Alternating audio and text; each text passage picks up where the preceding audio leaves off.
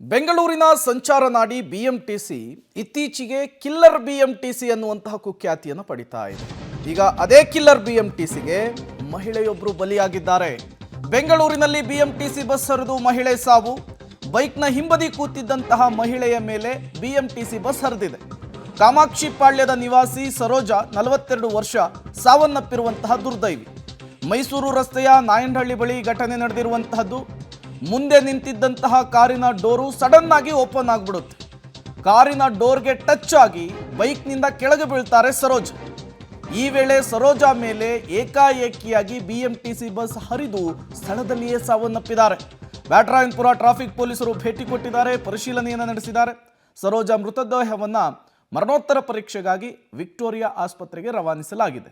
KA 57F5173 ನಂಬರ್ನ bus. ಮೃತ ಸರೋಜಾ ಅವರ ಫೋಟೋವನ್ನು ಕೂಡ ಗಮನಿಸ್ತಾ ಇದ್ದೀರಿ. ಕಾರಿನ ಡೋರನ್ನು ಸಡನ್ನಾಗಿ ತೆಗೆದಿದ್ದರಿಂದ ಈ ಅವಘಡ ನಡೆದಿದೆ. ಬಟ್ ವೇಗವಾಗಿ ಬಂದಂತಹ ಬಿಎಂಟಿಸಿ ಬಸ್ ಕೆಳಗೆ ಬಿದ್ದಂತಹ ಸರೋಜಾ ಮೇಲೆ ಹರಿದ ಪರಿಣಾಮ ಸ್ಥಳದಲ್ಲಿಯೇ ಕೊನೆ ಉಸಿರನ್ನು ಎಳೆದಿದ್ದಾರೆ ಸರೋಜಾ ಅನ್ನೋದು ಗೊತ್ತಾಗ್ತಾ ಇದೆ.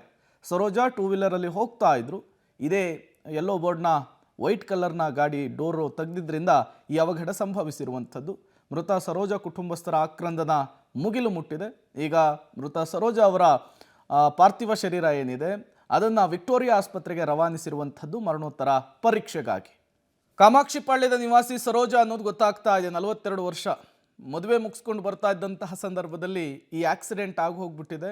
ಮುಂದೆ ನಿಂತಿದ್ದಂತಹ ಕಾರಿನ ಡೋರನ್ನು ಸಡನ್ನಾಗಿ ತೆಗೆದಿದ್ದರಿಂದ 2 ವೀಲರ್ನಲ್ಲಿ ಪಾಸ್ ಆಗ್ತಾ ಇದ್ದಂತಹ ಸರೋಜಾ ಅವರು ಕೆಳಗೆ ಬಿದ್ದಿದ್ದಾರೆ. ಹಿಂಬದಿಯಿಂದ ಬರ್ತಾ ಇದ್ದಂತಹ ಬಿಎಂಟಿಸಿ ಬಸ್ ವೇಗವಾಗಿ ಬಂದು ಸರೋಜಾ ಅವರ ಮೈ ಮೇಲೇನೆ ಹತ್ಬಿಟ್ಟಿದೆ. ಅದರ ಪರಿಣಾಮ ಸ್ಥಳದಲ್ಲಿಯೇ ಸಾವನ್ನಪ್ಪಿರುವಂಥದ್ದು. ಈ ಮೂಲಕ ಬಿಎಂಟಿಸಿ ಬಸ್ ಹರಿದು ಮಹಿಳೆ ಸಾವನ್ನಪ್ಪಿರುವಂತಹ ಘಟನೆ ಬೆಂಗಳೂರಿನಲ್ಲಿ ನಡೆದಿದೆ. ಬಿಎಂಟಿಸಿ ಬಸ್ಸು ಮತ್ತು ಬೈಕ್ ಮಧ್ಯೆ ಈ ರಸ್ತೆ ಅಪಘಾತದಿಂದ ಮಹಿಳೆಯೊಬ್ಬರು ಸಾವನ್ನಪ್ಪಿರುವಂತಹ ಘಟನೆ ಇದಾಗಿರುವಂಥದ್ದು. ಇತ್ತೀಚೆಗೆ ಬಿಎಂಟಿಸಿ ಬಸ್ಗಾಗಿರಬಹುದು ಅಥವಾ BBMPಯ ಕಸದ ಲಾರಿಗಳಿಗಾಗಿರಬಹುದು, ಈ ರೀತಿ ಬಲಿಯಾಗುವವರ ಸಂಖ್ಯೆ ಜಾಸ್ತಿ ಆಗ್ತಾನೇ ಇದೆ.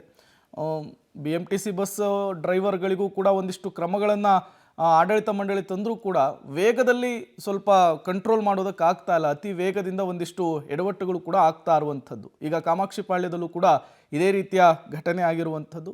ಜೊತೆಗೆ ಈ ಸಾವು ಯಾವಾಗ ಯಾವ ರೂಪದಲ್ಲಿ ಬರುತ್ತೆ ಅಂತ ಹೇಳೋದಕ್ಕಾಗಲ್ಲ ನೋಡಿ. ಹಾಗಾಗಿ ರಸ್ತೆಯಲ್ಲಿ ಓಡಾಡುವಂತಹ ಸಂದರ್ಭದಲ್ಲಿ ಮೈಯೆಲ್ಲ ಕಣ್ಣಾಗಿರಬೇಕಾಗುತ್ತೆ. ತುಂಬ ನಿಧಾನವಾಗಿ ಗಾಡಿಯನ್ನು ಓಡಿಸ್ಬೇಕಾಗುತ್ತೆ. ಎಷ್ಟೇ ಎಚ್ಚರಿಕೆ ವಹಿಸಿದರೂ ಕೂಡ ಈ ರೀತಿಯ ಎಡವಟ್ಟುಗಳಾಗುವಂತಹ ಸಾಧ್ಯತೆಗಳು ಕೂಡ ಇರುವಂಥದ್ದು. ಮದುವೆ ಮುಗಿಸ್ಕೊಂಡು ಬರ್ತಾ ಇದ್ದಂತಹ ಸರೋಜಾ ಅವರು ಮನೆ ಸೇರಿಕೊಳ್ಬೇಕಿತ್ತು. ಬಟ್ ಈಗ ಅವರು ಸಾವನ್ನಪ್ಪಿರುವಂಥದ್ದು ಕುಟುಂಬಸ್ಥರ ಕಣ್ಣೀರಿಗೆ ಕಾರಣವಾಗಿರುವಂಥದ್ದು. ರಾಜೇಶ್ವರಿ ನಗರ ಸಿಗ್ನಲಿಂದ ಮುಂದೆ ಮೆಟ್ರೋ ಇದೆಯಲ್ಲ, ಆ ಮೆಟ್ರೋ ಹತ್ರ ನನ್ನ ಬಾಮ ಇದ್ದ, ನನ್ನ ನಾದಿನಿ ತೀರ್ಕೊಂಡಿರೋಳು. ಮದುವೆಗೆ ಹೋಗಿ ಬರ್ತಾಯಿದ್ರು. ಮನೆಗೆ ಬರ್ತಿರ್ಬೇಕಾದ್ರೆ ಮುಂದಗಡೆ ಯಾರೋ ಕಾರು ಅವರು ಡೋರ್ ತೆಗೆದಿದ್ದಾರೆ. ಕಾರ್ ನಿಲ್ಲಿಸಿ ಡೋರ್ ತೆಗೆದಿದ್ದಾರೆ. ಡೋರ್ ತೆಗೆದಾಗ ಇವನು ಡೋರ್ ತೆಗೆದ ತಕ್ಷಣ ಇವನು ಗಾಬರಿಯಾಗಿ ಗಾಡಿಗೆ ಬ್ರೇಕ್ ಹಾಕೈತಾನೆ. ಬ್ರೇಕ್ ಆದಾಗ ಹಿಮ್ಮಕ್ನಾಗೆ ಕೂತಿದ್ದಂಥವಳು ಹಿಮ್ಮಕ್ನಾಗಿ ಬಿದ್ದೋಗಿದ್ದಾಳೆ ಹಿಮ್ಮುಖವಾಗಿ. ಸೊ ಬಿದ್ದಾಗ ಬಸ್ಗಳು ಒಂದಕ್ಕೊಂದು ಓವರ್ಟೇಕ್ ಮಾಡ್ಕೊಂಡು ಬರ್ತಾಯಿದ್ರು BMTC ಇವರು ಅಂತ ಹೇಳ್ತಿದ್ರು. ಅದೊಂದು ಬಸ್ಸು ಈ ಹುಡುಗಿ ಮೇಲೆ ಹರಿದಿದೆ. ಹರಿದು ಸ್ಪಾಟಲ್ಲೇ ಸುಮಾರು ಒಂದು 8:30-9 ಗಂಟೆ ಇರಬೇಕು. ಅದು ಆಸುಪಾಸು BMTC ಬಸ್ಸು. ಅವರು ಇದು ಹೌಸ್ ವೈಫ್ ಆ್ಯಂಡ್ ಮನೆಯಲ್ಲೇ ಉದ್ಯೋಗ, ಅಂದರೆ ಈ ಗಾರ್ಮೆಂಟ್ಸು ಬರುತ್ತಲ್ಲ, ಅದು ಪೀಸ್ ವರ್ಕು, ಅದು ಮನೆಯಲ್ಲೇ ಮಾಡ್ತಿದ್ಲು. ಮನೆಯಲ್ಲೇ ಕೆಲಸ ಮಾಡ್ತಿದ್ಲು.